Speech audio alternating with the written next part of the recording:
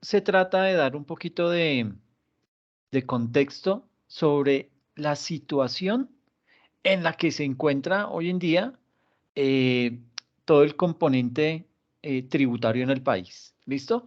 ¿Por qué hay que dar ese contexto? Porque debemos tener perfectamente claro la importancia que cumple el recaudo de impuestos dentro del presupuesto nacional. ¿Listo? Entonces, desde ese punto de vista, pues vamos a enfocarnos, pero vamos a ver una radiografía cruda de las finanzas del país. ¿Ok? Entonces, esto es importante, vuelvo y digo, para el tema de poder mirar por qué los impuestos nacionales son tan importantes y tan relevantes. Y vamos a ver cómo dos impuestos específicamente son los que, digamos que, mandan la parada en el recaudo nacional. ¿Ok? Entonces, chan.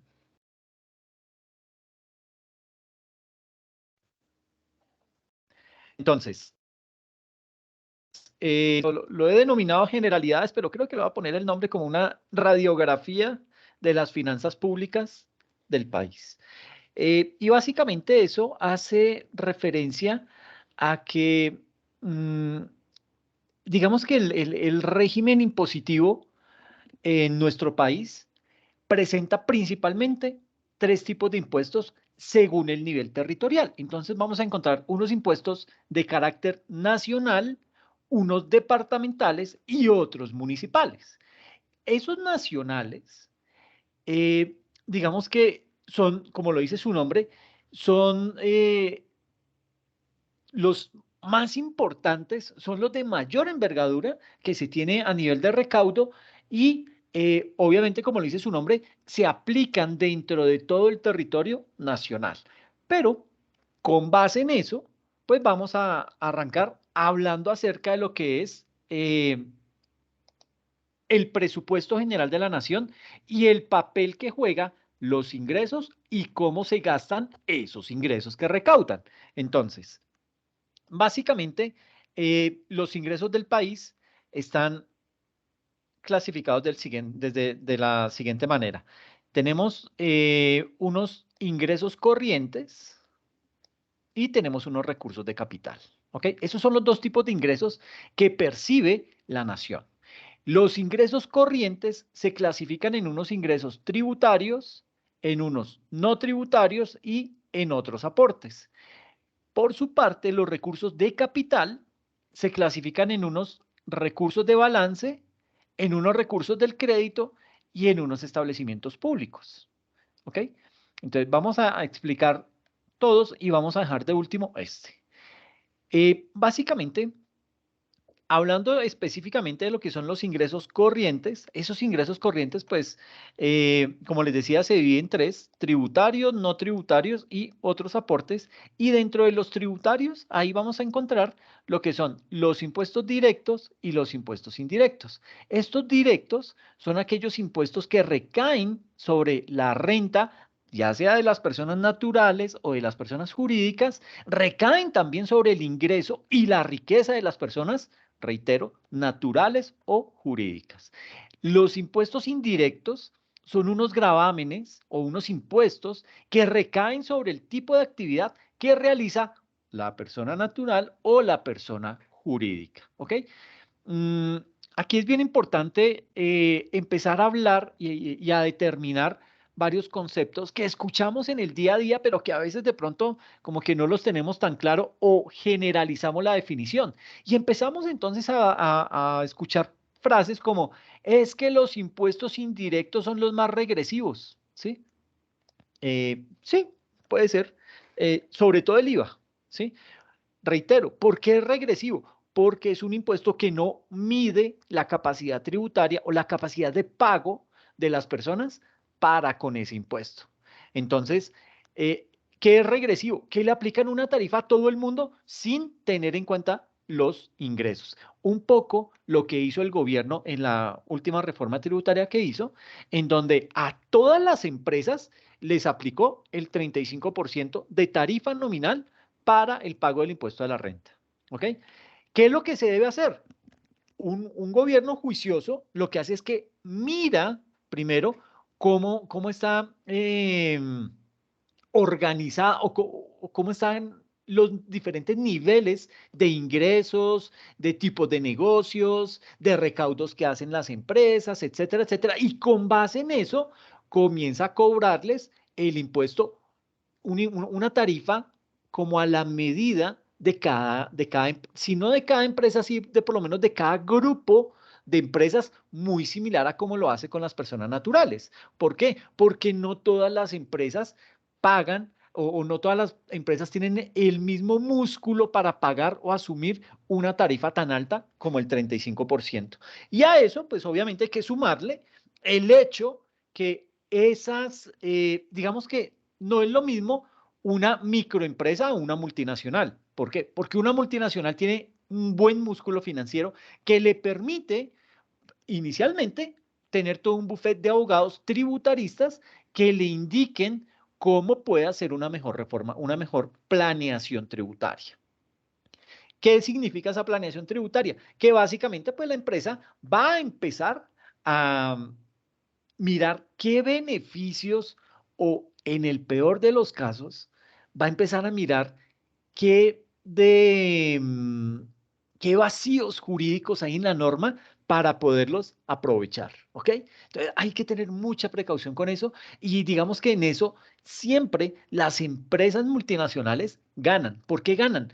Porque ellas sí se conocen toda la normatividad, hacen lobby en el Senado, en la Cámara, diciendo, oiga, ayúdeme con este beneficio, sáqueme este descuento tributario, mire que esto. ¿Por qué creen que no han puesto todavía un impuesto sobre las bebidas azucaradas?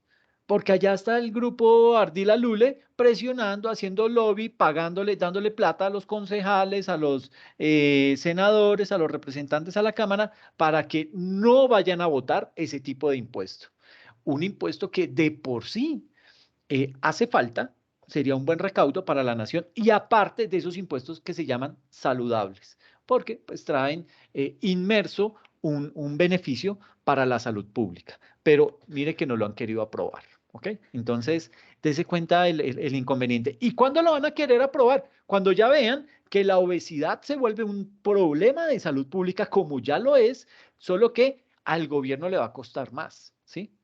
Entonces era un poco lo que veíamos en impuestos departamentales, cuando decíamos, es que los departamentos viven de los vicios, ¿sí? Viven de los cigarrillos, viven del impuesto a los cigarrillos, del impuesto a las bebidas alcohólicas, del impuesto a los juegos, y cuando ya la persona se vuelve adicta a eso, ahí ya le toca que al gobierno meterse más la mano al bolsillo para decir, ay, ahora tengo que contratar más especialistas, tengo que crear más hospitales, tengo que traer más tecnología que me ayude digamos que un poquito a tratar esos inconvenientes que yo como gobernante he ayudado a generar, porque le he hecho publicidad a eso, he tratado de generar un alto consumo de ese tipo de sustancias, de bebidas. ¿Para qué? Para que me entren más recursos, pero indirectamente me tengo que sacar esa misma plata para reinvertir en centros de rehabilitación, en clínicas, etcétera, etcétera. Entonces, lo mismo pasa con ese tipo de impuestos como las bebidas azucaradas. ¿Listo?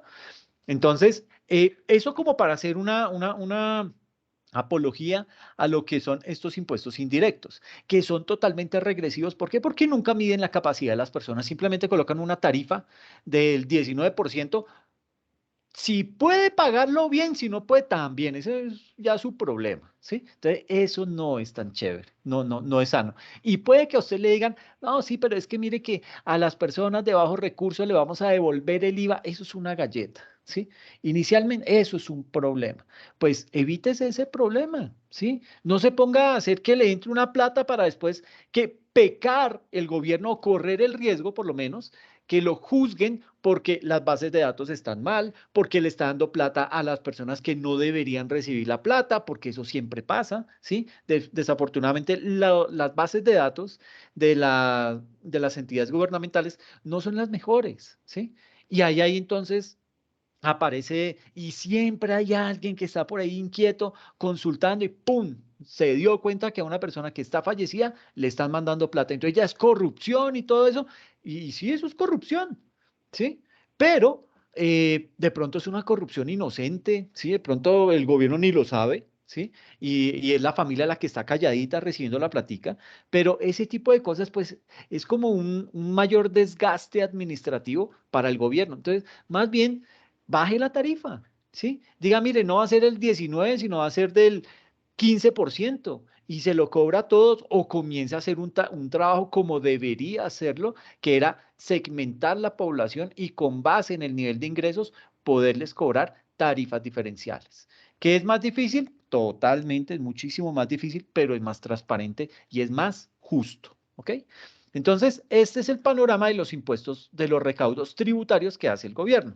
Está el otro grupo que son los recaudos no tributarios. Y entre los no tributarios tenemos las tasas y los derechos, que son, por ejemplo, acueducto, alcantarillado, matadero, alumbrado, energía, etcétera, etcétera, etcétera. Tenemos las multas de gobierno, las de planeación, las de rentas y las de tránsito. A nivel de contribuciones se recibe dinero por valorización o plusvalía y por parafiscales. Casi siempre me dicen, ¿y qué es eso de valorización? Pues sucede que acá en Bogotá, por lo menos, cuando van a hacer varias obras, ¿qué dice el alcalde de turno? Dice, miren, vamos a cambiarle la cara a la ciudad. Y uno, uy, qué chévere, ¿qué va a hacer? A ver, ya se robó mi atención, cuénteme. Entonces comienza, no, vamos a hacer un puente en tal sitio porque es que eso allá es un caos y no sé qué, y mucho trancón. Listo, listo, vale, chévere. ¿Qué más va a hacer? No, y entonces vamos a ampliar tal avenida y vamos a mandar más troncales de Transmilenio y todo eso dice, ok, uno pues chévere porque eso pues va a ser, uno cree o esperaría que así fuera, que ese nivel de obras le repercuten en un mejor bienestar a usted como ciudadano de Bogotá. Pero cuando usted ya está emocionado, le dicen, pero esas obras van a ir por valorización, es decir, no las va a pagar el gobierno distrital, sino que las va a pagar usted como ciudadano. ¿Y cómo se las cobran? Porque usted dice, uy, mi chica, o sea que todo eso no lo van a cobrar. No, pues básicamente lo que hacen es que sectorizan las obras y dicen, ah, bueno, para el sector de Usaquén, entonces lo dividimos en tres partes. Yo me estoy inventando esto, yo no sé si así sea. Pero digamos que cogemos toda la localidad de Usaquén y la dividimos en tres partes. Usaquén, para los que no conocen aquí en Bogotá, es la localidad que queda al norte de Bogotá, pero es una localidad que tiene todos los estratos sociales, o sea, todos los problemas los tiene esa localidad. Pero digamos que ahí vive como la población más acomodada de la ciudad también. Entonces dicen, ok, allá a la localidad de Usaquén le vamos a hacer tres obras. Entonces las obras de mayor impacto, entonces dicen, no, vamos a hacer un puente. Ok, listo, chévere. ¿Y cómo sería lo de la valorización? Entonces, mire, para los que están a 100 metros del puente, digamos que en circunferencia, 100 metros a la redonda de la construcción de ese puente, ellos van a pagar más. ¿Y cuánto? No, 1.500.000. Miércoles, ¿cómo así? Y aparte tengo que pagar el predial, el de vehículos, etcétera. Entonces, como que usted dice, uy, ya esto lo siento. ¿Sí? Entonces, no, no, pero no se preocupe, se lo vamos a financiar, le vamos a crear unas cuotas, usted tranquilo, no se asuste. Y de esa manera empiezan a decir, entonces, mire, a los que están a 200 metros de la obra, le vamos a cobrar 1.300.000, a los que están, y así en la medida en que se va haciendo más amplio el alcance de esa obra o el beneficio de esa obra, pues las personas empiezan a pagar menos. Entonces puede ser que a usted nunca le toque, como puede ser que una obra lo impacte directamente. ¿Por qué se dice que lo impacta directamente? Porque le va a generar una valorización al terreno que usted tiene o a la edificación que usted tiene. Llámele casa, apartamento, la bodega, lo que quiera. Eso le va a valorizar ese bien inmueble. Entonces, por eso le dicen, ah, bueno, yo hago esta obra, pero como usted es el que se va a beneficiar, entonces bájese del bolsillo. Entonces, ya como que uno empieza a decir, uy, no me gusta eso, ¿sí? Pero a eso hace referencia a esa valorización o plusvalía.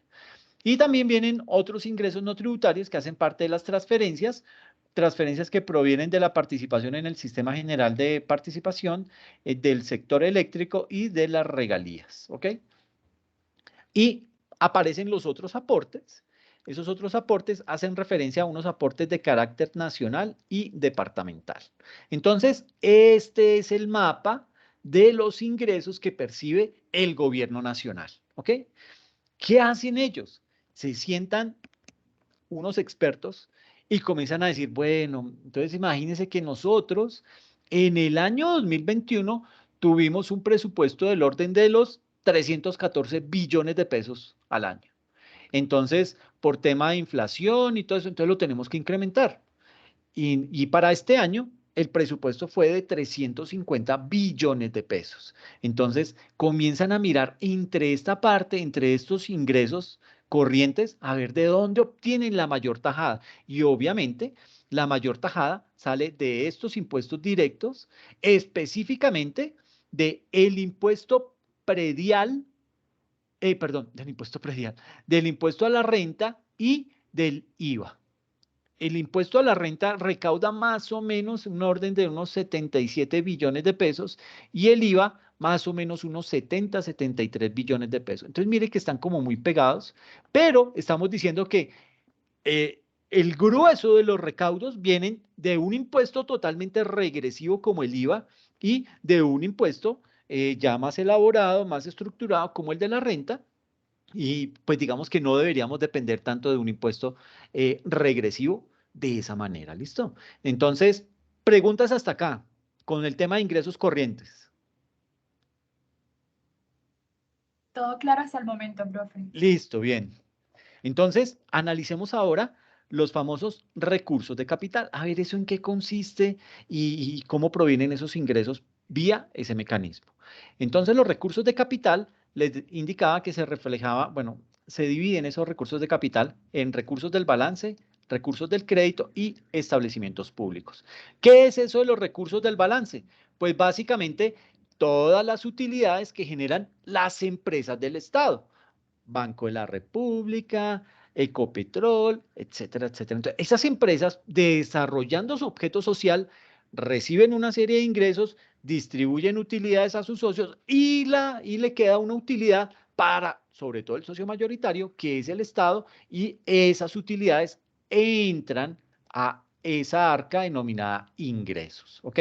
Solo que bajo este apellido, recursos de capital. Luego viene lo que son los establecimientos públicos. De estos establecimientos públicos provienen recursos de rentas propias y recursos de capital. Pero ¿qué pasa? Que si la meta para este año son recaudar 350 billones de pesos y suponga usted que dentro de estos ingresos, tanto los corrientes como los recursos de capital, solamente se lograron recaudar, póngale, eh, 290 billones de pesos, ¿sí? 290 billones no más. Entonces, ¿qué pasa con los otros 60 que me hacen falta para completar? Porque yo ya hago el presupuesto de lo que necesito, porque eso es lo que me voy a gastar. O sea, yo necesito llegar a los 350 billones. Es ahí cuando se echa mano de estos recursos del crédito. ¿Qué son los recursos del crédito? Son los mecanismos que tiene el gobierno para endeudarse, ya sea internamente o externamente. Por lo general, el gobierno cuando tiene necesidad de plata, ¿qué hace? Crea los famosos bonos de tesorería del Estado. Entonces, saca, le dice al Banco de la República, hágame un favor, emítame unos bonos ahí que necesito salir a recaudar plata y tómenlos. ¿Sí? Y llega y sale al mercado a venderlos. ¿Qué pasa? Que el que casi siempre los compra es el sector financiero, pero no específicamente el Grupo Aval o no específicamente Banco Avevillas o Banco de Occidente o Banco Popular. No, lo que la entidad específica y que hace parte de esos conglomerados financieros son los fondos privados de pensiones. Esos fondos son los que le hacen la comprita del grueso de lo que sale a vender ese gobierno. Entonces, si el gobierno necesita 60 billones de pesos, que ese es su escuadre, ¿sí? Entonces, fácilmente emite 60 billones en bonos del Estado, ¿sí? Y sale, ¿y quién le compra eso? Los fondos privados de pensión, ¿ok?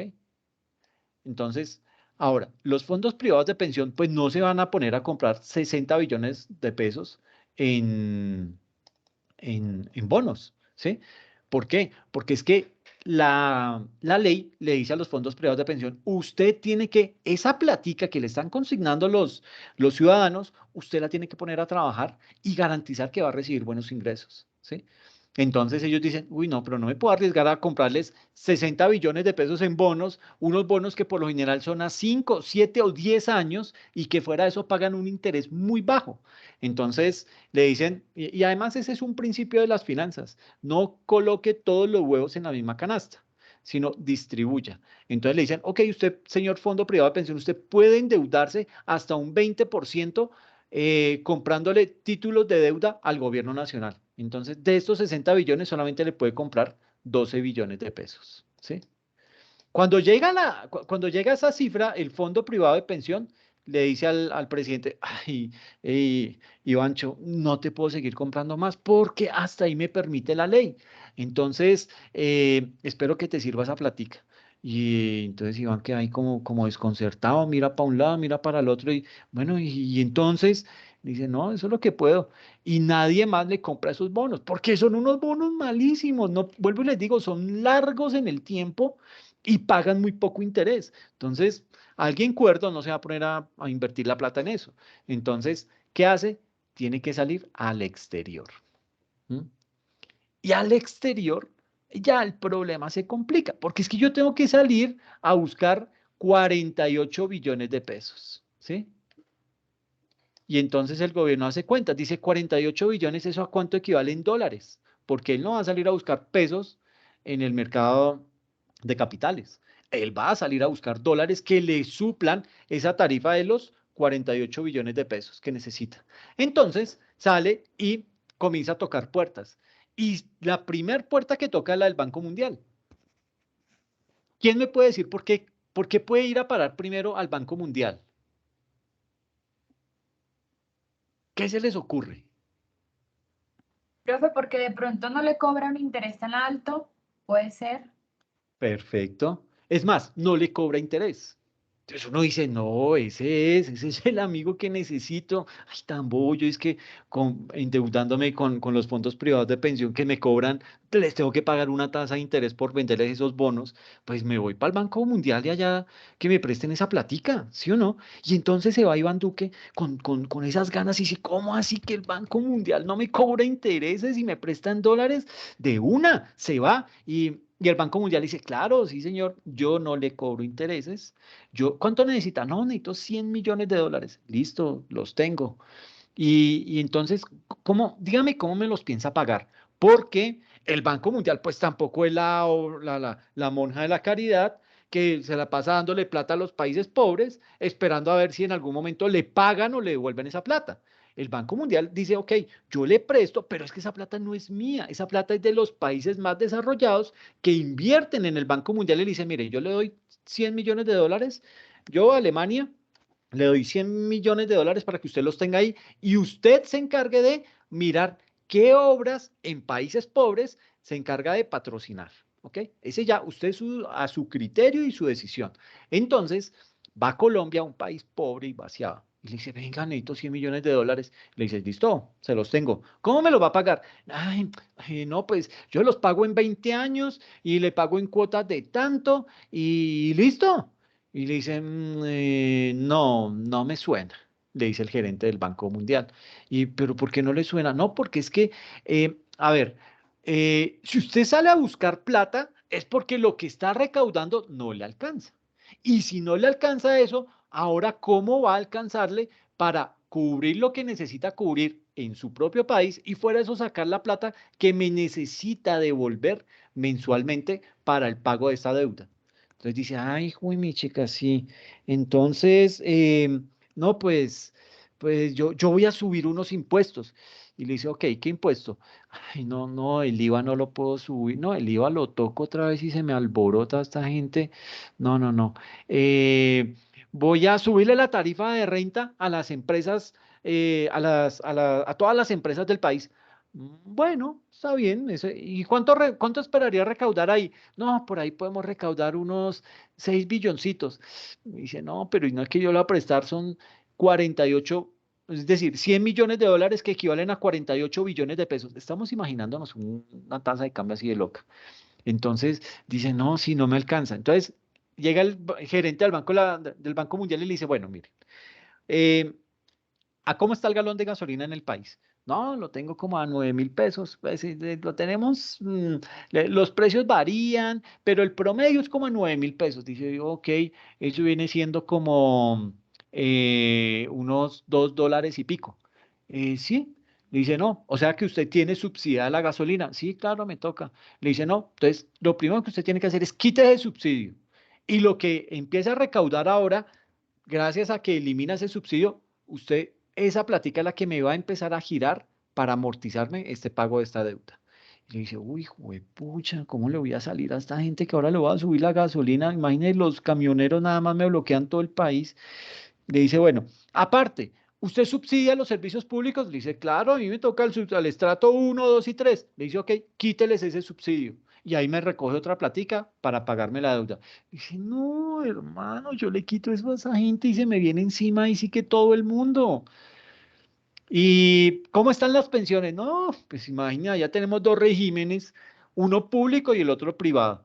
El privado, pues eso ahí, cuando les va bien, pues la gente está tranquila, pero como esos manes también se equivocan y les va mal, entonces la gente se pone brava y que no, entonces va a sacar las pensiones y me las voy a llevar para el sector público. Y cuando se las llevan para el sector público, pues esa platica para pagarle la pensión a los que están hoy en día pensionados, pues no alcanza. Y entonces me toca a mí el presupuesto sacar tantos 17 billones de pesos para poder cubrir ese faltante que hay ahí. Y le dice, uy, hermano, entonces, ¿sabe qué? Aparte de quitar esos subsidios a la gasolina y a los servicios públicos, hágame el favor y incrementa la edad tanto de hombres como de mujeres, porque como ahora es igualdad en todo, entonces, que le ponga la misma edad para que se pensionen ambos a los 65 años y aparte que se pensionen a las 1.600 semanas. Miércoles. Entonces, ¿qué está haciendo con esas recomendaciones el Banco Mundial?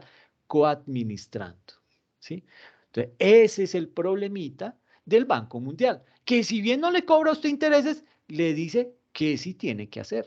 ¿M? Entonces, claro, ¿qué presidente va a querer que ganarse esa, tras de que este man está en el piso con su nivel de popularidad, y ahora que venga a quitar ese tipo de subsidios y esas cosas, no, de hecho ese man se acaba. Entonces dice, no, no, no, no, no, muchas gracias, señor gerente, pero no, no me sirve, tengo que buscar otra opción.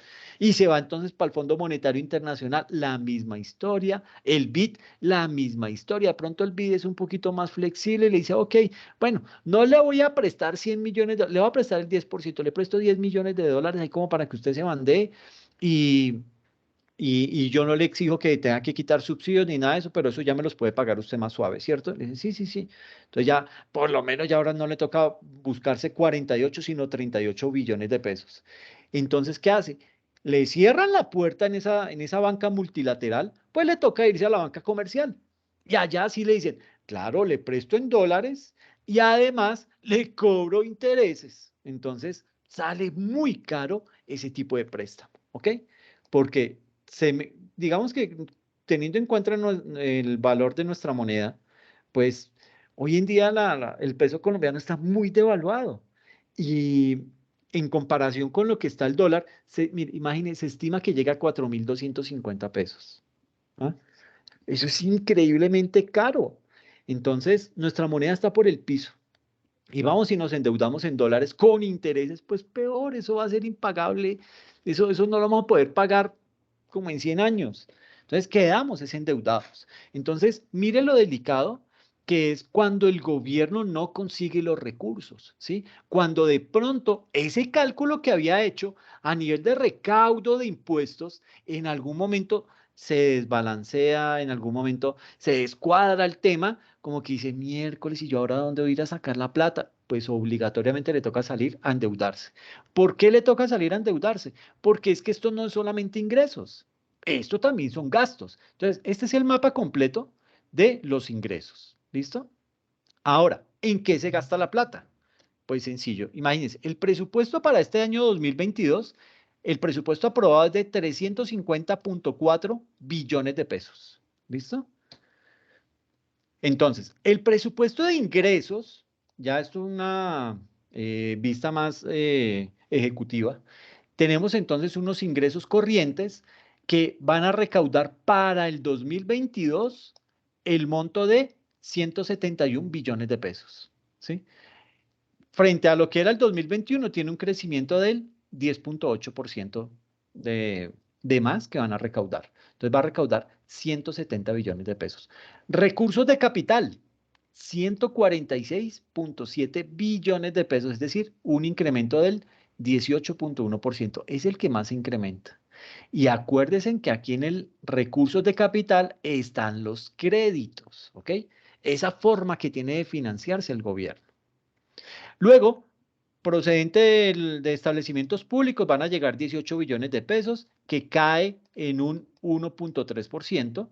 Fondos especiales, le van a entrar 12 billones de pesos, que cae un 64%.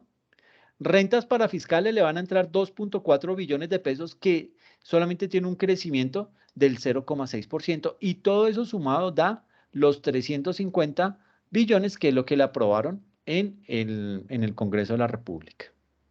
Esa es la tipología de esos recaudos, pero centrémonos en estos recursos de capital, ¿ok? Para mirar con más detenimiento cómo están pensados ese tipo de recaudos. Entonces, digamos que ese tipo de recaudos, los provenientes de los recursos de capital, vienen recursos de crédito interno, o sea, lo que espera endeudarse el gobierno son 63 billones de pesos en Colombia, dentro de Colombia, ¿ok? Entonces le va a pedir préstamo a los fondos de pensiones, le va a pedir préstamo a la banca nacional, va de pronto digamos que tiene varios mecanismos para poder cubrir eso, entonces, pero ya está estipulado que va a salir a endeudarse en 63 billones de pesos en Colombia, dentro de Colombia. Por fuera, va a salir a buscar 39 billones de pesos. ¿Mm? Entonces, en este par nomás, eso le suma como 102 billones de pesos mal contados. Si escribir con mouse es horrible. Entonces, o sea, el gobierno nacional espera endeudarse en 102 billones de pesos. Casi la tercera parte del presupuesto que aspira a recaudar va a provenir de deuda. Entonces, imagínese. Eso, usted le presenta este presupuesto a su mamá o a su abuelita o a alguna mujer, ella lo primero que dice, no sea bruto, yo no me voy a endeudar en eso. ¿Ella qué hace? Ella comienza a ajustar, a apretarse el cinturón y a decir, no, de malas, no hay comida. Ah, que era que estaban mal acostumbrados y que salíamos cada 8 días al restaurante, pues se acabaron esas salidas. ¿Por qué? Porque la mujer sí empieza a hacer recortes, recortes de presupuesto porque ella no gasta, ¿sí? Por eso es que uno dice que aquí debería estar como gobernante una mujer, que no sea Ingrid, pero una mujer, ¿sí? Entonces, desde ese punto de vista, lo que se necesita es eso, no más hombres en la presidencia porque somos unas bestias, no pensamos y fuera de eso, creemos que como esa plata es del Estado, entonces eso nos pertenece a todos y nos la derrochamos y nos endeudamos y estamos perjudicando de lleno al país. Aparte de eso, hay una perlita que no nos han dicho, y es que el gobierno tiene este rubro que denomina disposición de activos, y de ahí va a recaudar 7 billones de pesos.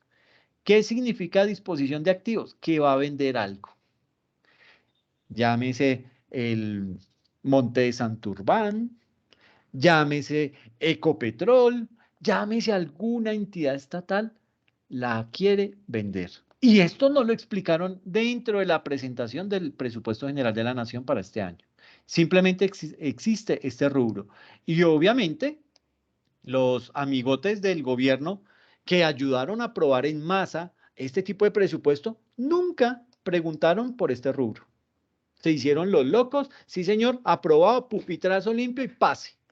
Y salen sus 350 billones de pesos. Ah, ¿cómo va a ser? Ese ya es su problema. Nosotros le aprobamos, usted ya párese en las pestañas y haga lo que tenga que hacer. ¿Ok? Por tema de dividendos y utilidades por inversiones va a recibir 7.6 billones de pesos y por excedentes financieros 2.26 billones de pesos. ¿Ok? ¿Cómo han sido los presupuestos anteriores? En el año 2014 se recaudaron 203 billones de pesos. Y obviamente por tema de ajuste inflacionario y todo este tipo de cosas, pues cada año se hace un incremento. Para el 2015 subió a 210, para el 2016 a 216, para el 2017 a 224, para el 2018 a 233, para el 2019 ya un poquitico más alto, a 249. Mire que venía creciendo como de a 7 billones, de a 5, de a 9, pero aquí ya, entonces, crece más. Aquí otros 9 y aquí ya 16. ¿Listo? Entonces ya hay un crecimiento más alto entre el 2018 y el 2019. Preciso en el gobierno del gordo lindo. Y entonces comienza la pandemia. Y en la pandemia, entonces, ay, no, que es que en diciembre del 2019, ay, no sabemos si el COVID, y entonces, no, pero asegurémonos algo. Entonces, apruébeme un presupuesto de 263 billones de pesos. ¿Listo? Obviamente esto no alcanzó. ¿Por qué? Porque había que comprar vacunas, porque había que crear subsidios, porque iban a encerrar a 7.500 millones de personas en todo el mundo, no iba a haber fuerza laboral, las empresas iban a cerrar, no había comercio, no había absolutamente nada. Defiéndase como pueda. Y entonces, ¿qué pasa? En una época de crisis de esas, pues al gobierno le toca meterse la mano al bolsillo y decir, no, no, no, esperen, esperen, tranquilos, no se me exasperen, yo les voy a dar subsidio, les voy a ayudar, esto, aquello y lo otro, y métase la mano al bolsillo, ¿sí? Y entonces se descuadra. Es así que para el 2021 le aprueban un presupuesto de 314 billones de pesos. Es decir, como eh, 50 billones de pesos de incremento en el presupuesto, ¿ok? Y entonces uno empieza a decir, bueno, ¿y de dónde van a sacar esos 50 billones si es que en el 2020 no hubo la misma cantidad de ingresos que ha habido en periodos anteriores? Porque las empresas estuvieron como 4, 5, 6, hasta 7 meses cerradas. Entonces, ¿de dónde? Pues imagínense de dónde, de deuda. Y para el 2022 ya nos encontramos con una tarifa de 350 billones de pesos.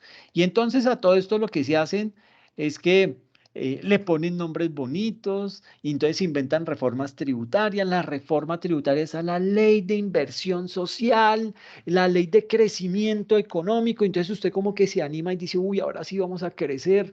Y va y mira y lo que va a hacer es que lo van a clavar literalmente con impuestos por todo lado. Y usted va a quedar sin saber qué es lo que está pagando, sin saber eso en qué lo va a beneficiar, pero sí está seguro de que lo va a perjudicar. Entonces, esto es básicamente una foto de lo que es los ingresos del país. Ahora sí miremos en qué se lo gasta. Entonces, como le entran 350 billones, el gobierno se gasta 350 billones de pesos. Perdón. ¿Cómo se los gasta?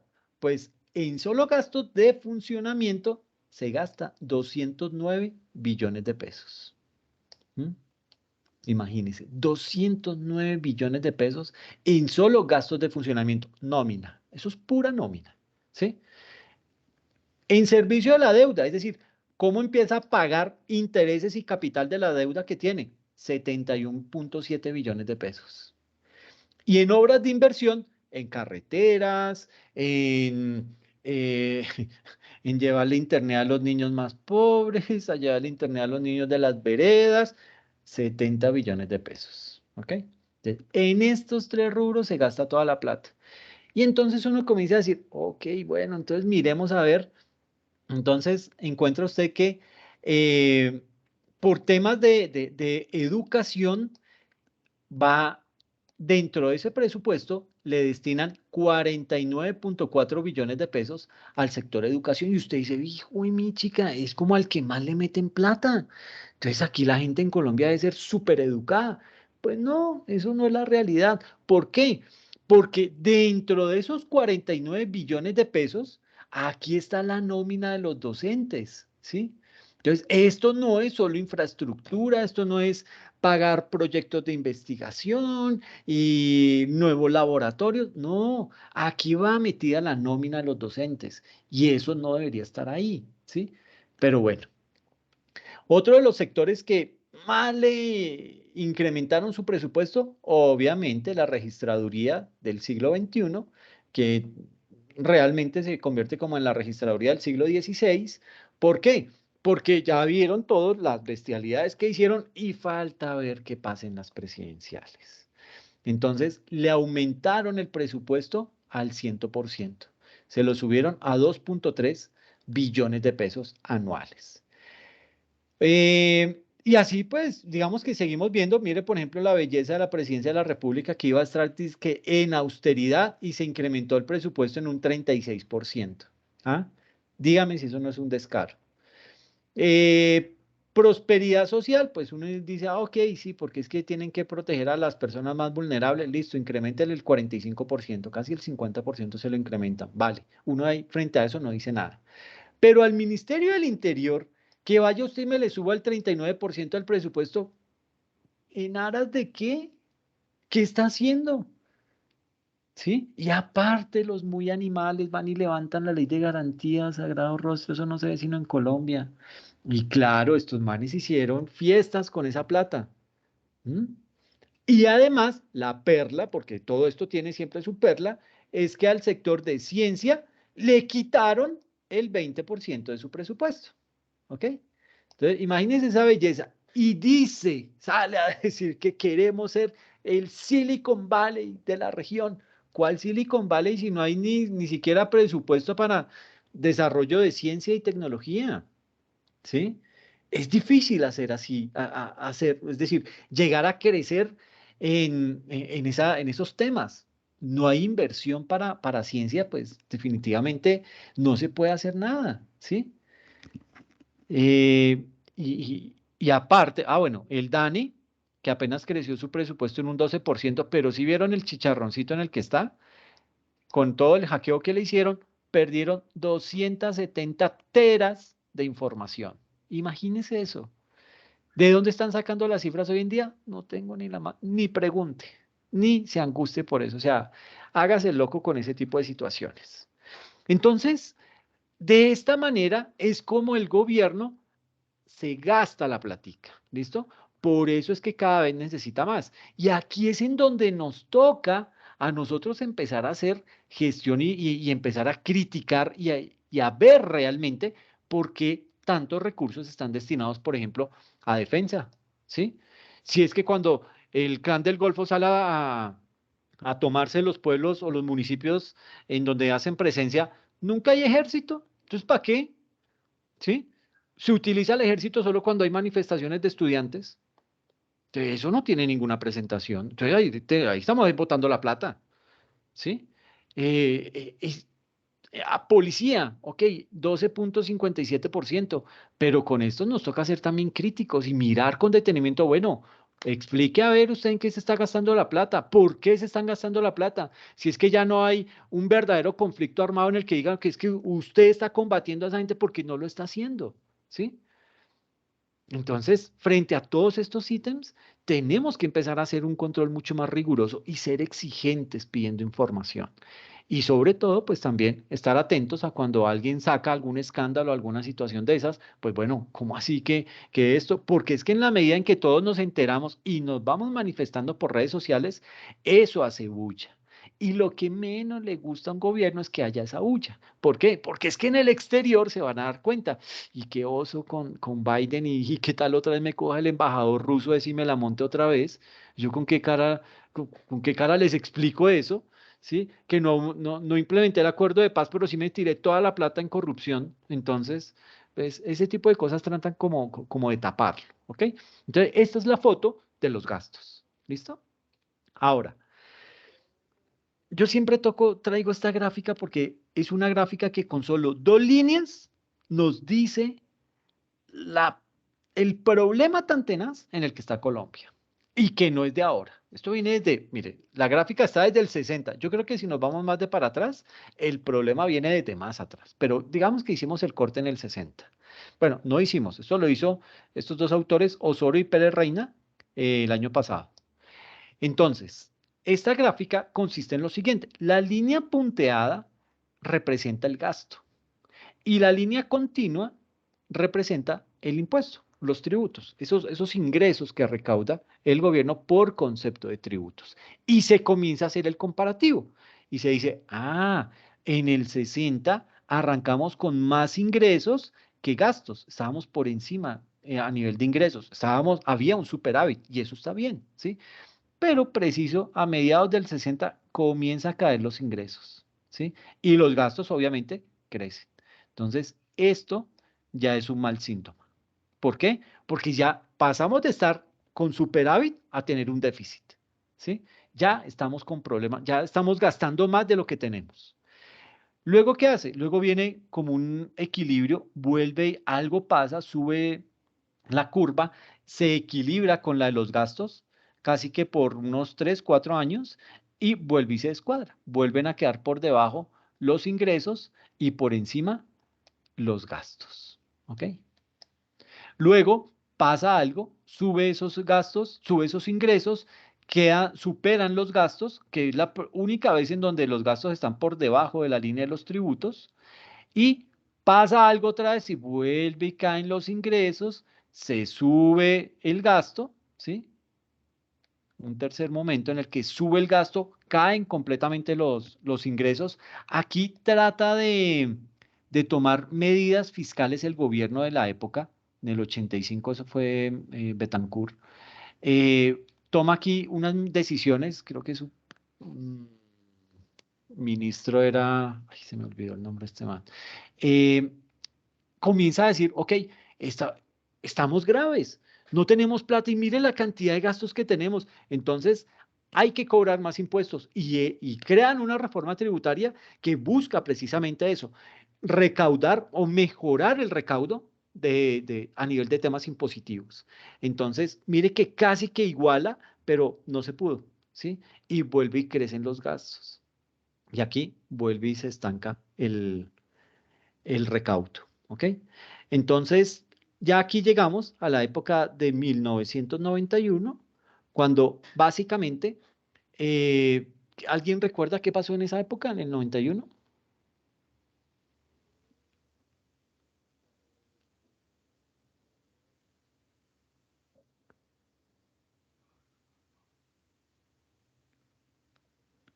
No, nada.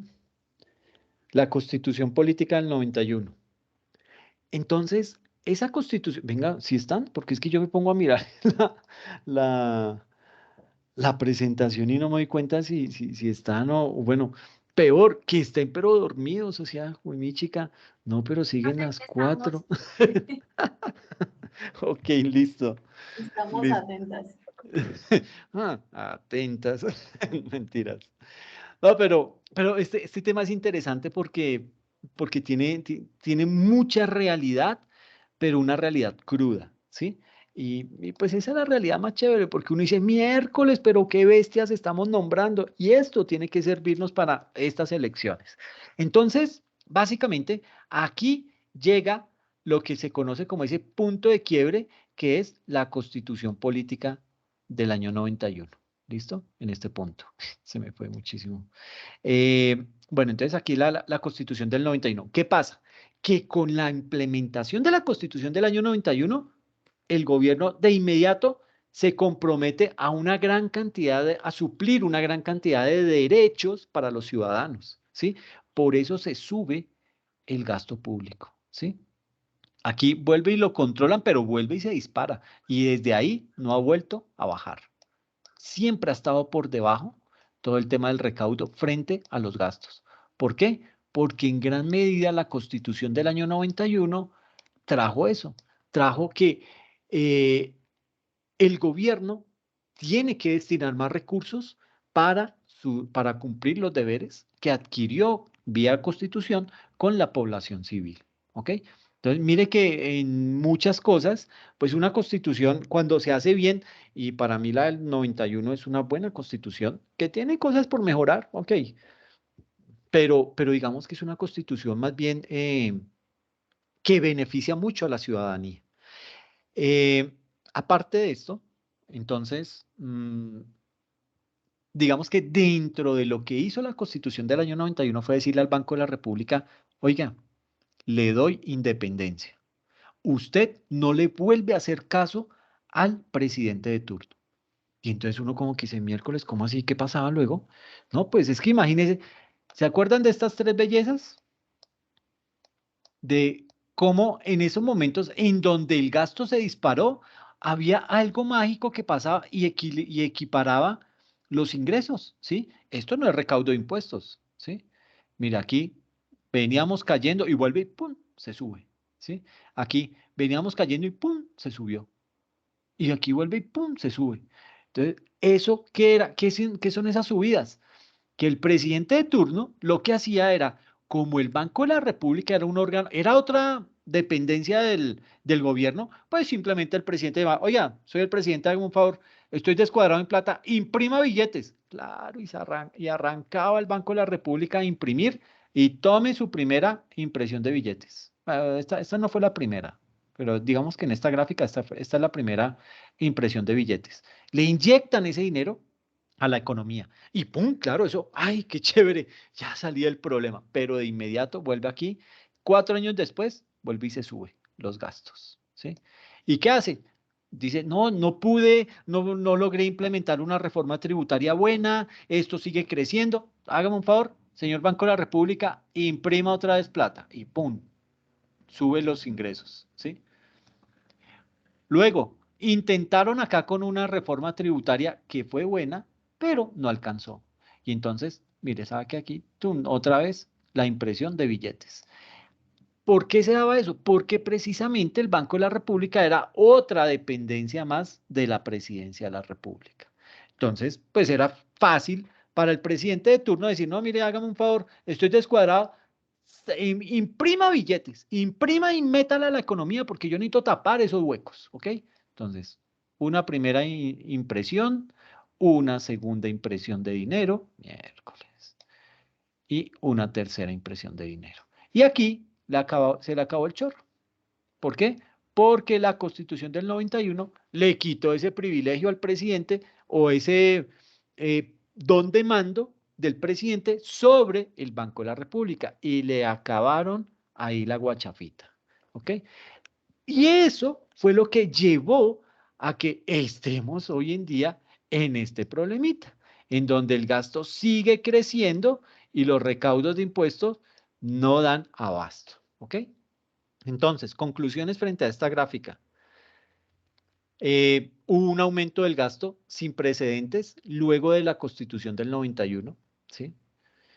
Eh, el gasto aumentó, pero los impuestos no crecieron a la misma tasa. En los 60s, 70s y 80s, el déficit que había se pagó con emisión de dinero. Señor Banco de la República, imprima tantos millones de pesos que necesitamos inyectar a la economía. Y en cuarto lugar, luego de 1991, luego de la Constitución, el déficit se ha pagado con deuda doméstica. ¿Qué es deuda doméstica? Salgo yo y emito bonos de tesorería del Estado, los vendo a los fondos de pensiones y ahí estoy engrampado. Estoy debiéndole a esos fondos. ¿Ok? Y en menor medida con deuda extranjera. Lo que no logra comprarle los fondos de pensiones, tiene que salir y buscar la plática en el exterior. Esas son los cuatro, digamos que las cuatro grandes conclusiones que se pueden sacar de ahí. ¿Listo? Tun, tun, tun. Aquí, perdón, es que me quiero devolver porque le borramos todo esto. Porque dentro de estos 170 billones, y qué pena que me devuelva así tan abruptamente, pero es que de estos 170 billones de pesos de ingresos corrientes, imagínese usted que 77 billones son recaudo que hace el gobierno vía renta. Y 73 billones lo recoge por tema de IVA. ¿Mm? Imagínese el impacto, o sea que dos impuestos de los ingresos corrientes, dos impuestos recaudan. Si alguien tiene por ahí una calculadora, ¿cuánto da? Si 171 es el 100%, 150, ¿cuánto es? Una reglita de tres ahí, breve.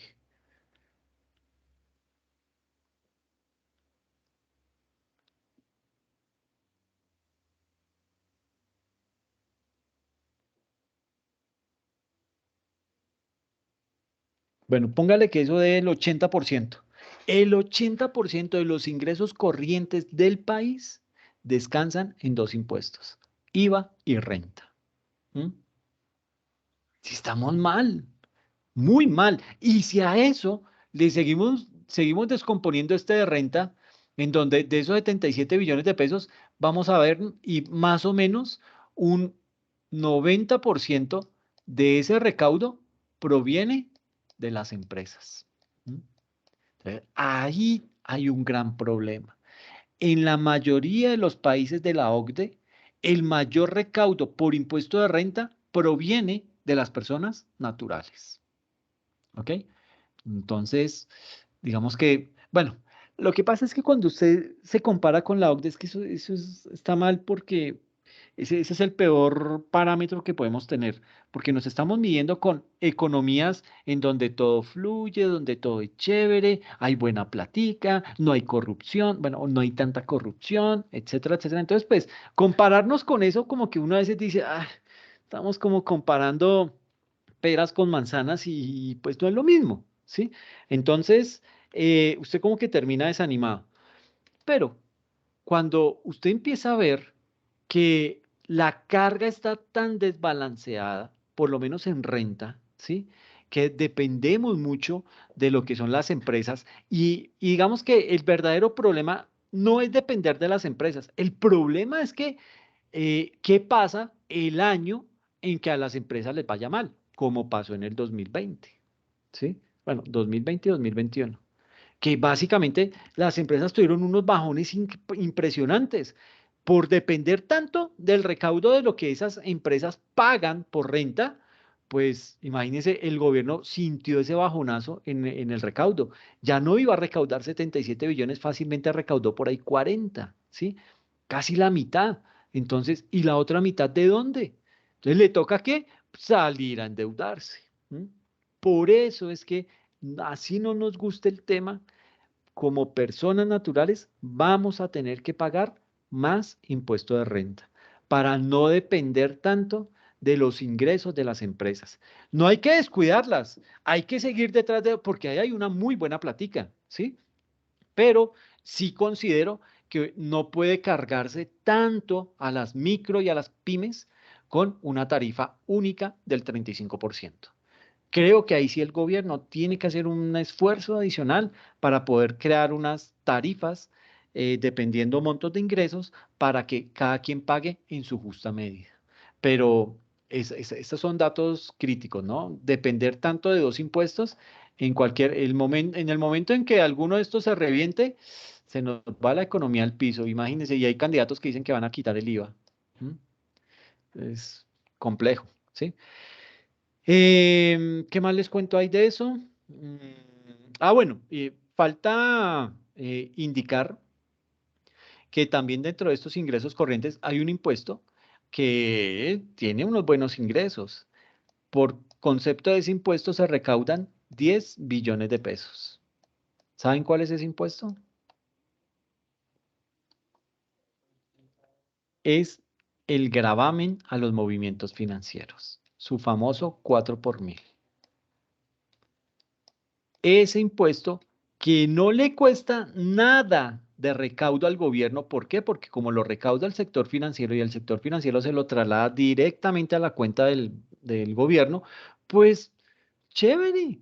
10 billones que no me cuestan absolutamente nada, no me cuestan gestionarlos con la DIAN, ni cobrarle sanciones a mis amigos del sector financiero, porque ellos son cumplidísimos. Además, ellos saben que si me cumplen a mí, pues yo les voy a hacer otro favorcito y ahí nos vamos ayudando. Entonces, pues, ¿con qué? O sea, Todas esas promesas que hicieron varios candidatos que iban para la Cámara, y no, que vamos a quitar el gravamen a los movimientos financieros. Cero, eso nunca lo van a quitar. Y no lo van a quitar porque son 10 billoncitos que sin dolor le entran a las arcas del gobierno. Entonces, ni bruto que fuera, ¿ok? Eso no lo hace nadie. Entonces, con ese impuesto ya nos morimos. ¿Listo? Bueno, esa era como la partecita que me hacía falta comentarles ahí. Eh, y entonces uno dice, bueno, pero Alex, es que el panorama está grave, ¿no? Porque, pues sí, uno entiende que la situación de, de los ingresos, pues sí puede flaquear. Además, nadie nos garantiza que no vaya a haber otra pandemia, ¿sí? Algo puede surgir y ya se dieron cuenta que la humanidad es vulnerable por ese lado, ahora pueden jugar con otro virus, ¿sí? Y vuelven y nos encierran y otra vez todas las cosas que ya vivimos y pues eso ya vimos que es una mala experiencia. Y además, yo no sé si a ustedes les pasó, pero yo cada vez que me iba a ir a vacunar y yo como era de los primeros, bueno, tampoco es que sea el más viejo, pero pues uno por ser docente le dice, no, los docentes tienen prioridad. Ah, bueno, entonces se vacunaba y ya cuando uno ponía el brazo como que decía, ¿y será que sí funciona esto? Y fuera de eso usted ve, prende el televisor y no, que la vacuna tal, ahora se ha descubierto que produce trombos, miércoles y ahora, y como que usted dice, juepucha, ¿y qué tal me pase? Claro que pues los que vivimos, los que somos de la generación X, que nacimos por allá en los 70s y vivimos toda la época de los 80s, pues nosotros somos curtidos en peligro, ¿sí? Nosotros fuimos los primeros en probar deportes extremos, con nosotros ensayaron en todo. Entonces, pues como que uno ya tiene cancha en eso y dice, bueno, hágale a ver qué pasa, estará de Dios, ¿sí? Pero no deja de dar miedo, ¿sí? Y si eso genera trombos, uy, eso es duro. Entonces, pues como que con el tema de las vacunas, como que uno no quisiera volver a ponerse a ensayar con, ay, y que ahora una cuarta dosis. Entonces, como que no es tan chévere el tema. ¿M? Pero básicamente uno dice, bueno, el panorama está grave. Y está grave, ¿por qué? Sobre todo por la deuda, ¿sí? O sea, ese cóctel venenoso que es deuda con corrupción. Entonces uno dice, pucha, no sé si han visto el meme que sale, que hay una gran olla que está perforada y le viven echando leche y las ratas están por fuera. Y todas esas goteras que tiene esa olla, pues lo único que hace es alimentar a las ratas, ¿sí?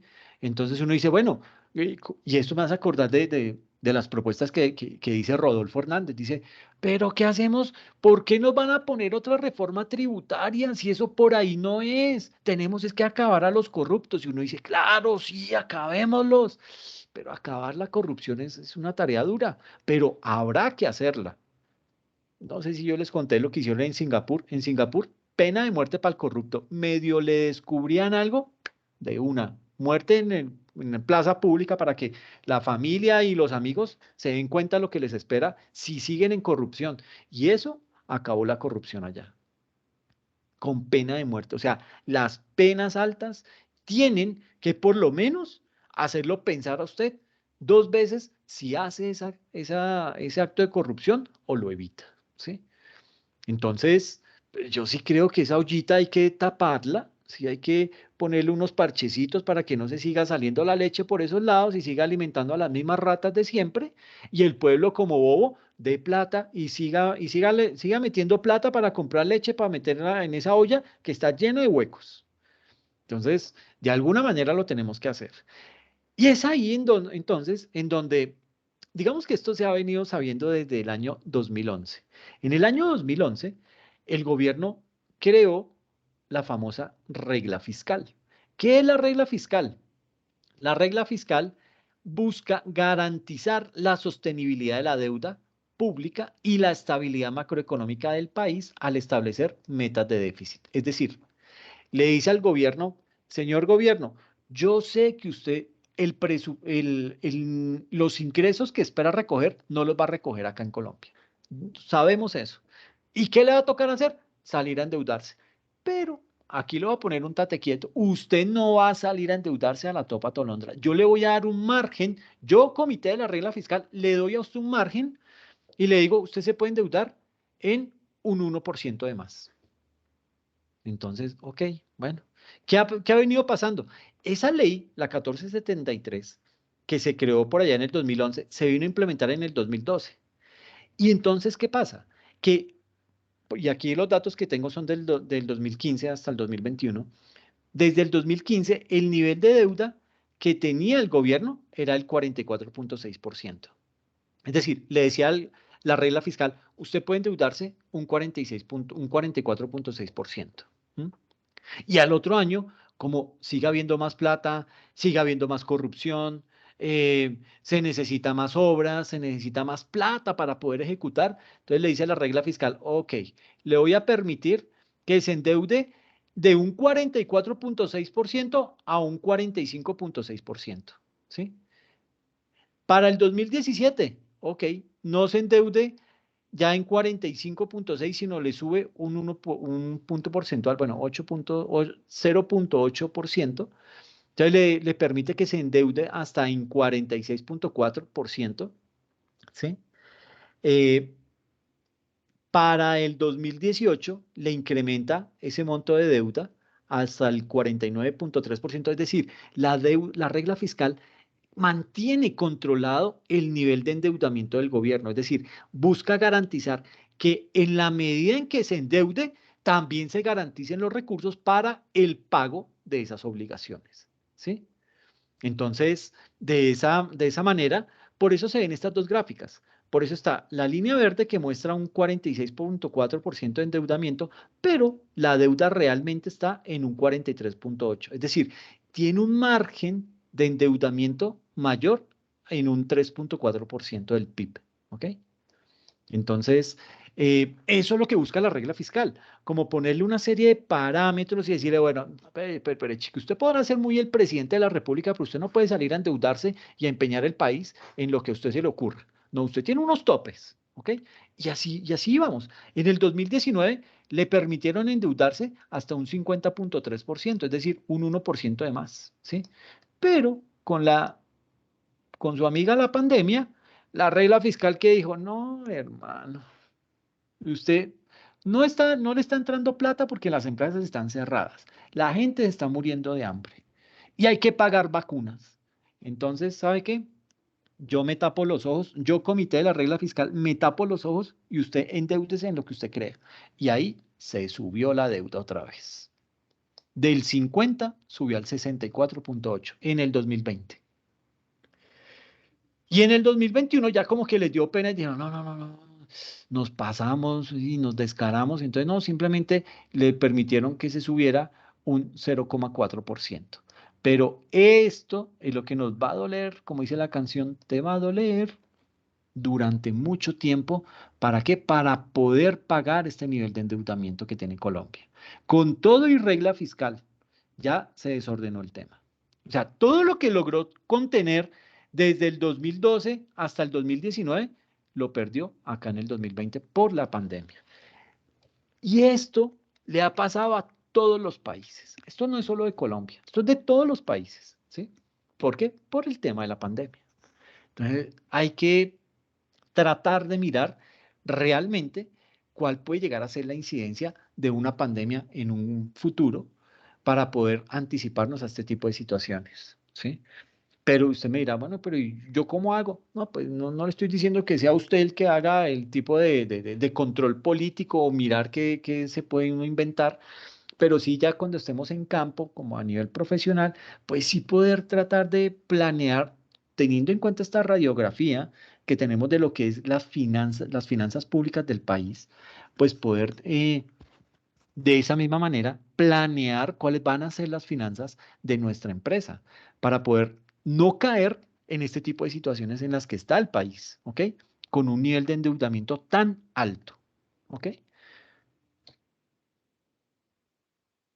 Ahora, en términos de déficit fiscal y de deuda, ¿cómo estamos?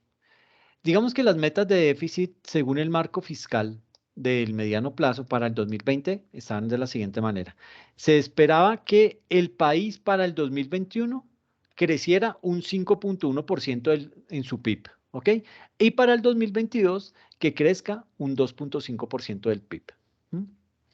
¿Cómo ha ido creciendo el PIB a lo largo del tiempo? Digamos que desde el 2012 hasta el 2021.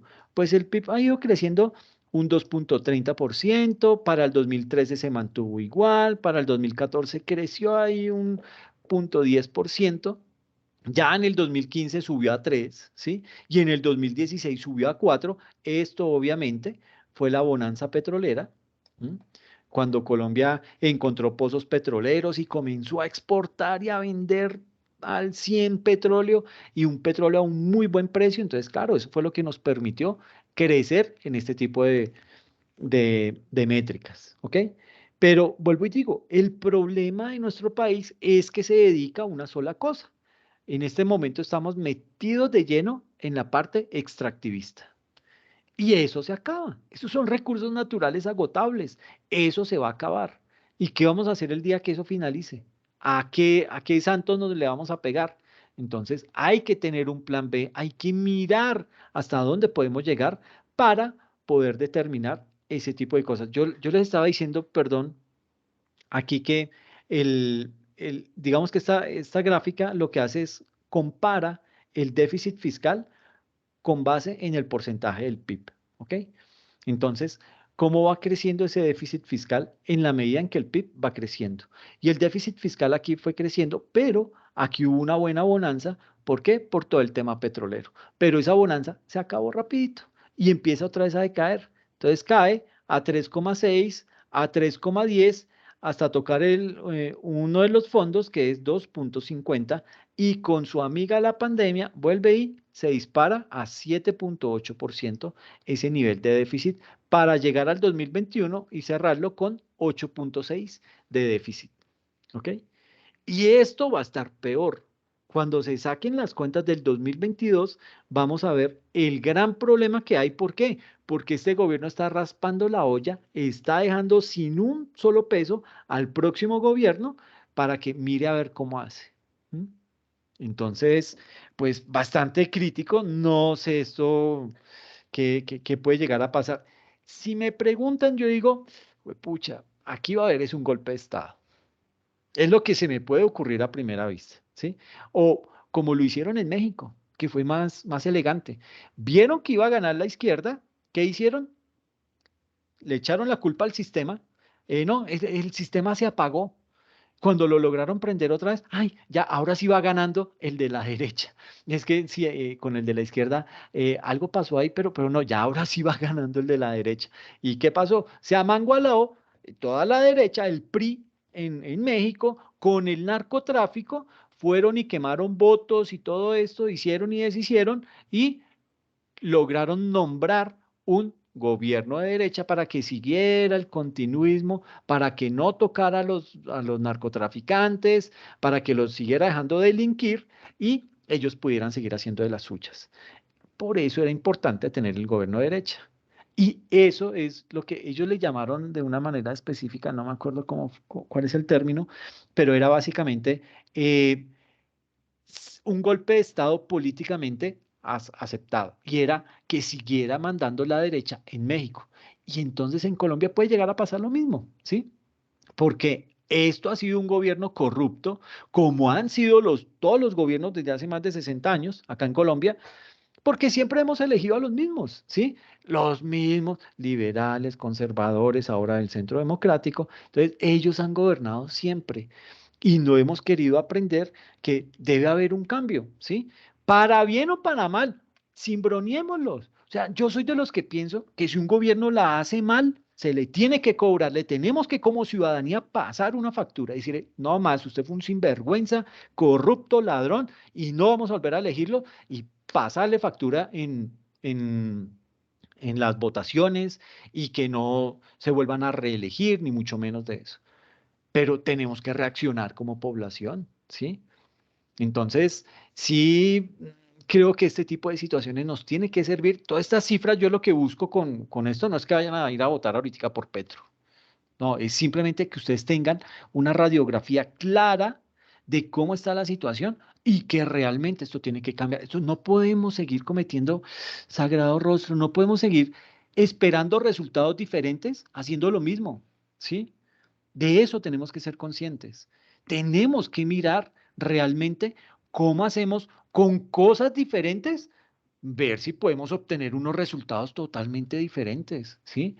En algún momento vamos a tener que dar ese paso, porque esta gente ya sabemos que son unos corruptos y lo único que quieren es estar atornillados al poder. Y Dios no quiera que esto vaya a haber un golpecito de Estado, porque ya tiene pinta. Pero bueno, no nos metamos en política. Porque si los dormí con gráficas, con política los arrullo. Porque no, ni una respiración se escucha por ahí, sagrado rostro. Venga, manden una señal de vida.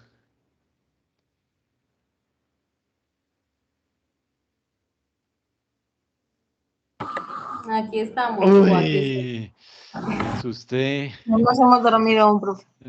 Listo, bien. ¿Aún? Listo. Entonces, sigamos mirando el tema del déficit fiscal y de la deuda. Entonces, a pesar de que se creó esa regla fiscal, que, bueno, fue creada en el 2011, pero implementada en el 2012, la deuda ha seguido creciendo. Es decir, esa regla fiscal, pues, como que no ha servido de mucho. Pero digamos que sí lo vimos en la gráfica, que medio ha tenido, o sea, tuvo medio controlado el tema del endeudamiento por parte de los gobiernos, pero que con la pandemia ya el tema se desbordó, ¿sí? Pero pues digamos que eso ahí, pues no es culpa de la regla fiscal, ¿sí? En parte, esa deuda ha seguido creciendo. ¿Por qué? Porque nuestra moneda se ha venido depreciando cada vez más y se estima que crecerá aún más la deuda por temas de la pandemia. Entonces, tenemos estas dos grafiquitas que nos muestran el déficit fiscal en términos del porcentaje del PIB y la deuda fiscal, también medida en términos del PIB. Y mire que son dos gráficas muy similares. ¿Similares en qué sentido? Digamos que si hacemos aquí el corte desde el año 2000, ay, perdón, esa línea. Entonces, desde el año 2000, mire que viene creciendo un poquito y aquí crece un poquito. Vuelve y cae el déficit fiscal, que es buenísimo cuando cae. Aquí vuelve y cae. Sube un poco, aquí vuelve y sube para cerca del año 2005. Luego tiene una caída en picada de casi del 4.8 cae al 2.5, ¿sí? Que es esta caída, ¿sí? Perdón, toda esta caída, todo esto. Luego viene un repunte y recuerden que aquí, en este pico, es cuando hubo ¿qué? La crisis del 2008. Una crisis financiera por culpa de, en su gran mayoría, por todo el tema de las hipotecas basura que vendía Lehman Brothers y que, pues obviamente, cuando se quebró Lehman Brothers y que el gobierno dijo yo no lo voy a rescatar, pues se llevó por delante muchas entidades, sobre todo aseguradoras inglesas, y eso desató una gran crisis a nivel mundial. Entonces, aquí ese incremento del déficit fiscal se le puede achacar a esa deuda, a ese tipo de crisis económica. Aunque para ser sinceros, acá en Colombia pues no nos afectó tanto porque pues no somos de los países de la élite, aunque estamos ahí chilingueando en la OCDE, que yo no sé todavía ni qué hacemos ahí, pero estamos metidos en la OCDE. Y a pesar de eso, pues a nosotros como que no nos tocó tanto, ¿sí? Pero digamos que en tema de déficit y de deuda fiscal, pues se alcanzó a notar un poquito, ¿listo? Entonces aquí sube ese, esa deuda fiscal por temas, obviamente, de esa crisis que se estaba viviendo. Luego entramos ahí como en una meseta durante el 2009 y 2011, ¿sí? Que viene siendo como esta meseta muy similar, y luego cae estrepitosamente para luego volverse a subir en el 2015. Y aquí cae, se trata de mantener ahí y vuelve y sube para el año 2015 hasta llegar digamos que a unos picos ya más altos, a unos picos históricos, y de ahí sigue creciendo ya en forma ese tema de la deuda fiscal, ¿ok? Entonces, mire que ya para esta época, pues con todo y regla fiscal que se supone empezó a salir de acá, del año 2012, pues mire que a partir de ese año, la deuda que ha hecho, crecer, crecer y crecer. ¿Ok? Y pues como que uno dice, bueno, ¿y entonces eso sí sirve o no sirve? Pues no, imagínense, si esa es la de la deuda, mire el del déficit fiscal. Baja un poco, pero para el 2019 se dispara completamente y en el 2021 cerró al alza y estamos esperando a ver qué pasa en el 2022. Pero son dos gráficas que nos muestran la similitud entre la deuda fiscal y el déficit fiscal, cómo esos dos se hablan y su comportamiento viene siendo muy similar a lo largo del tiempo. ¿Ok? Luego, ahí fue mi chica. Entonces, con esta gráfica, con esto cerramos para que se vayan a descansar y piensen en gráficas. Pero básicamente, y aquí lo que hago es un comparativo entre la gráfica de estos autores Osorio y Pérez Reina con la gráfica de la evolución de la inflación. Entonces, veíamos cómo la inflación, veíamos cómo en época en que el gobierno llamaba al Banco de la República y le decía, ay, chinito lindo, hágame un favor, imprímase ahí tantos millones de pesos porque es que estoy descuadrado en plata. Entonces, en la medida en que se empieza a emitir dinero, se imprime billetes y se le inyectan a la economía para tratar de tapar algún hueco fiscal, mire el comportamiento de la inflación. Esto pasó entre el 60 y el 65. Esta primera impresión de billetes en esta gráfica, ¿no? Y mira aquí el comportamiento entre el año 1962 y el 65. Básicamente, ay, miércoles, estamos mirando este pedazo de la gráfica. Es decir, se imprime el dinero y comienza a subir la inflación. Y mira hasta dónde llegó, casi hasta el 33, 34%, el pico más alto. ¿Ok? Pero fue precisamente en ese lapso de tiempo. Vuelve y cae, trata de estabilizarse, pero vuelve y sube y se mantiene ahí casi que en el 14%, es decir, una inflación todavía de 2 dígitos. ¿Listo? Viene una época ahí como medio de calma, como que la inflación la logran controlar, la bajan a menos de 2 dígitos por un lapso de tiempo, ¿sí? Más o menos hasta el 70, digamos que aquí, sí, hasta el 70, y ya es cuando el gobierno vuelve y manda a imprimir billetes, aquí, imprime esa tanda de billetes y se empieza otra vez a disparar la inflación. Y mira hasta dónde llega, hasta el 26%.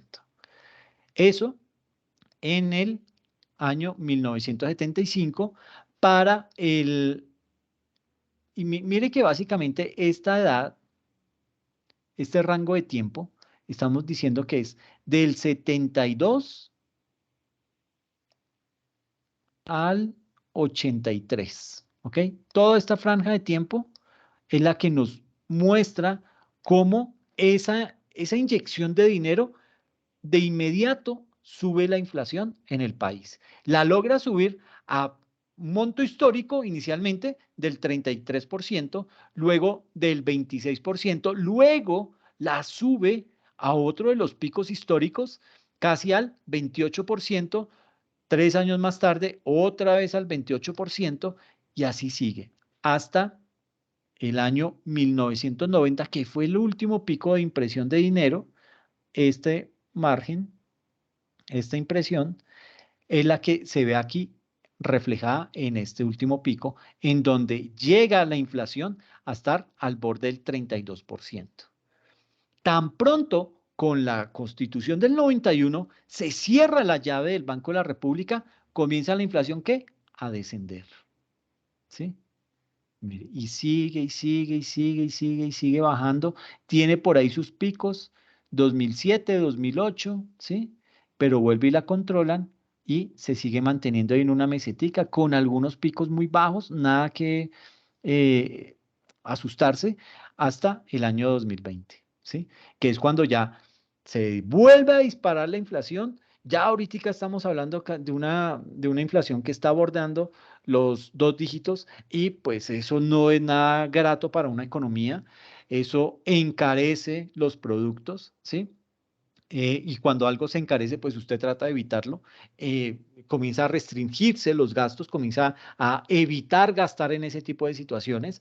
¿Y eso qué trae? Que pues si la población está gastando menos, pues las empresas van a empezar a producir menos, por lo tanto, el desempleo va a seguir creciendo. ¿Ok? Entonces, eso es bastante malo, ¿sí? Eh, pero aquí hay que ser sinceros. Esto no es solamente que, digamos que los picos de inflación convergen o coinciden con momentos específicos en los cuales dentro de la economía nacional hubo que imprimir billetes. Pero no solamente pasó ese evento, ¿sí? Ahí había también tema de narcotráfico, ¿sí? Mira, aquí cuando hubo todo este tema de este gasto elevado, pues básicamente ahí estaba a flor de piel el narcotráfico, ¿sí?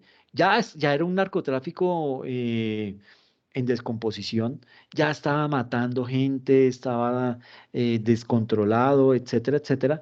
Entonces, digamos que si bien es cierto, hubo que inyectarle dinero a la economía, también la inflación se vio abocada porque había mucho circulante en el país, fruto de esas actividades ilícitas. Entonces ya no era solamente el cartel de Medellín, sino que nace el cartel de Cali, un cartel de Cali con esteroides, con más fuerza, con más dinero, y todo eso entrando directamente a la economía de un país, a una economía totalmente frágil, a una economía muy vulnerable, que pues se ve fácilmente dominada por ese tipo de flagelos, ¿ok?